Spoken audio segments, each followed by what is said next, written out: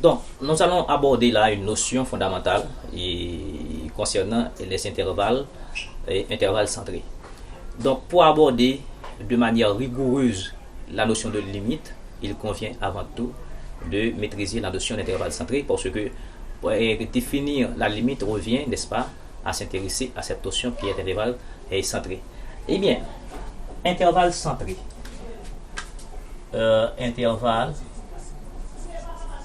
Intervalle centré. Ok. Définition. Un intervalle centré de centre x0 et du rayon R pour tout x élément de R s'écrit valable sur x moins x0 inférieur à R. Donc x0 c'est le centre et puis R c'est le rayon. Donc ici qu'est-ce qu'on peut faire?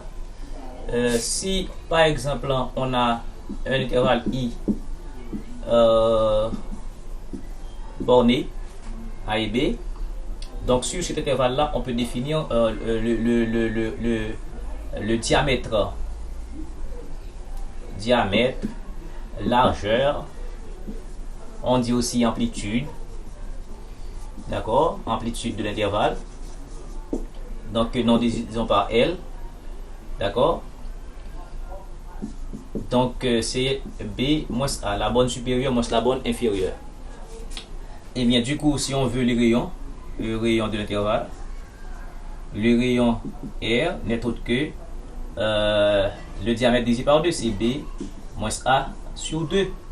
Du coup, si on veut le centre x0, le centre x0 c'est la borne supérieure, alors la borne inférieure plus la borne supérieure sur 2. Donc c'est A plus B sur 2.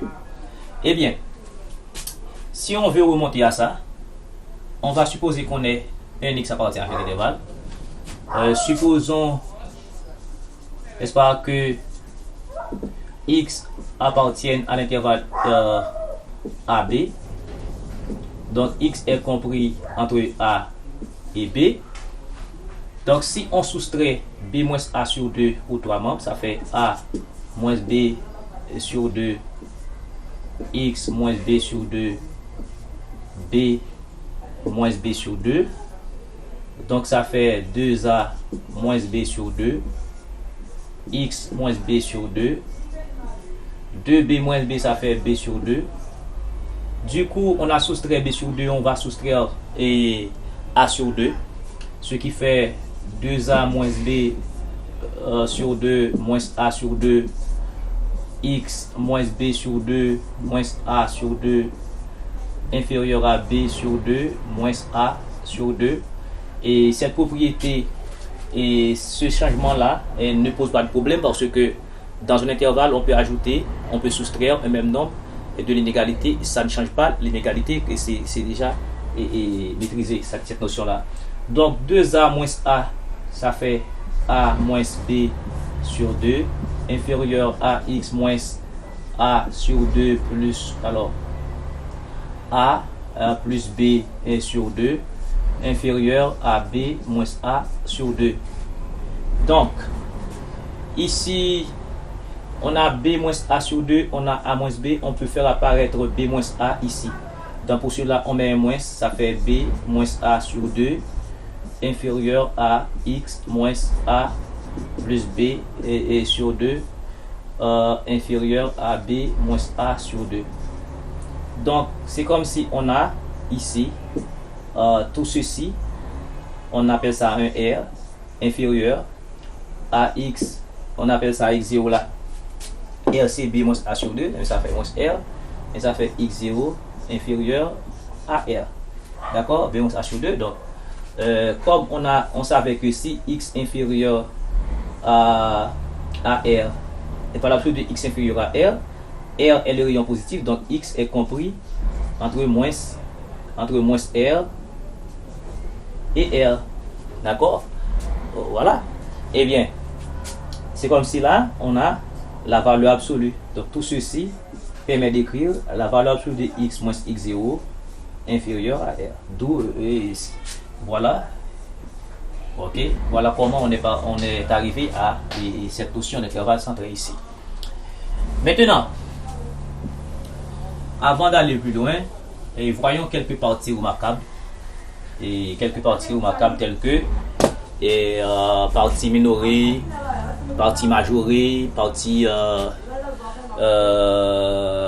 minorée, majorée et bornée. D'abord, 1. Partie minorée. Définition. Une partie A de R est minorée si bien entendu s'il existe un petit m élément de R ici pour tout x élément de A, on a un petit m inférieur ou égal à x. D'accord? Minoré par m. 2. Partie majorée.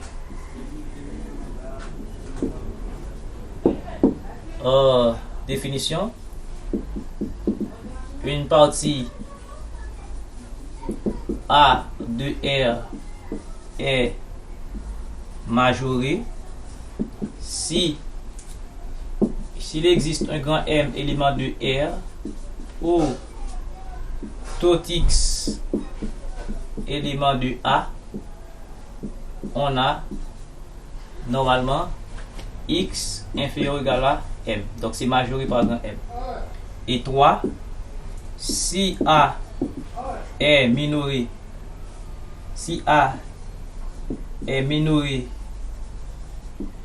et à la fois majoré,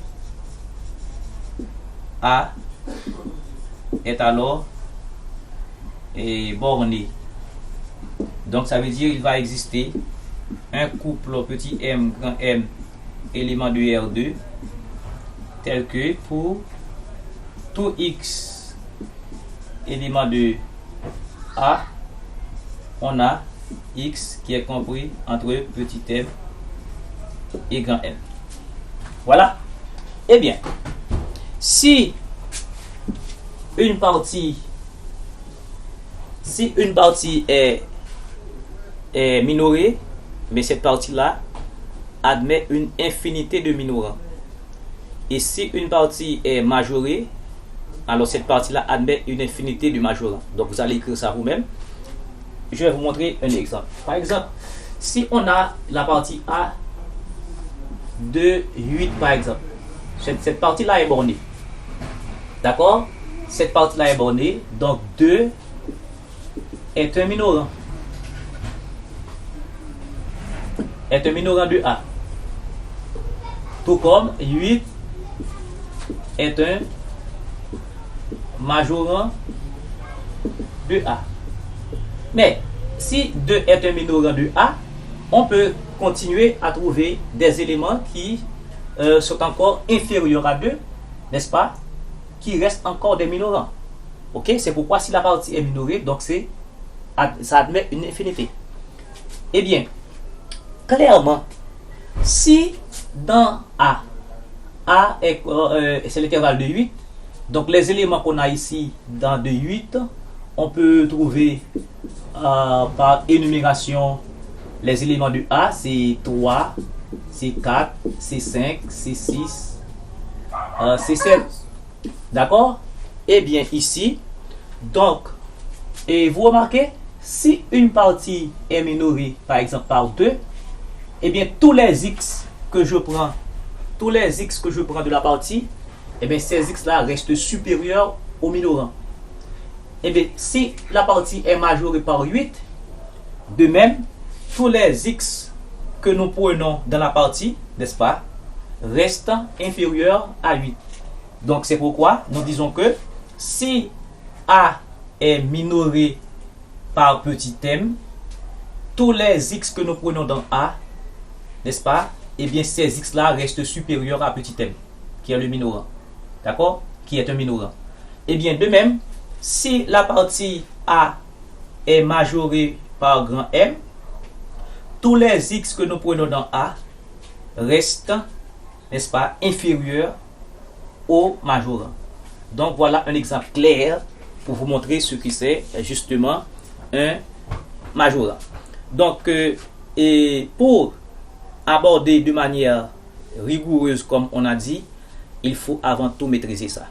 Donc avec ça, on pourra bientôt étudier plein de choses et ça pourra vous aider à faire plein de discussions, n'est-ce pas, quand vous allez à faire que vous aurez à faire et pas mal de démonstrations. Donc c'est extrêmement important de prendre précaution avec ces notions de majorant, de minorant, etc. Donc comme je vous dis en passant, si une partie est bornée, d'accord, elle est à la fois minorée et majorée. Et si la partie est minorée, ça veut dire que la partie admet une infinité de majorants et de minorants. D'accord? Donc ça veut dire si on a par exemple 2,8, 2 est un minorant de la partie A. D'accord? Ici, la partie A, ici, est minorée par 2 et majorée par 8. Et bien tous ces éléments ici sont des minorants de la partie A. D'accord? Etc. Ici également, tous les éléments de 8 à plus l'infini sont des majorants de la partie A. Donc, vous remarquez ici, le minorant de la partie A, d'accord? Ou bien la borne inférieure, ce qu'on appelle la borne inférieure de la partie A, c'est le plus grand minorant de tous les minorants. D'accord? 8, qui est la borne supérieure de la partie A, n'est-ce pas? C'est le plus petit de tous les majorants.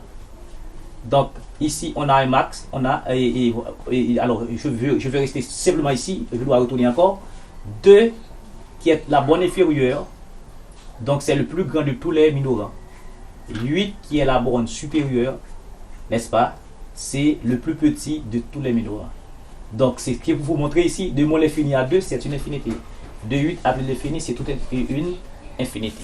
Donc j'espère que cette séance vous aura plu.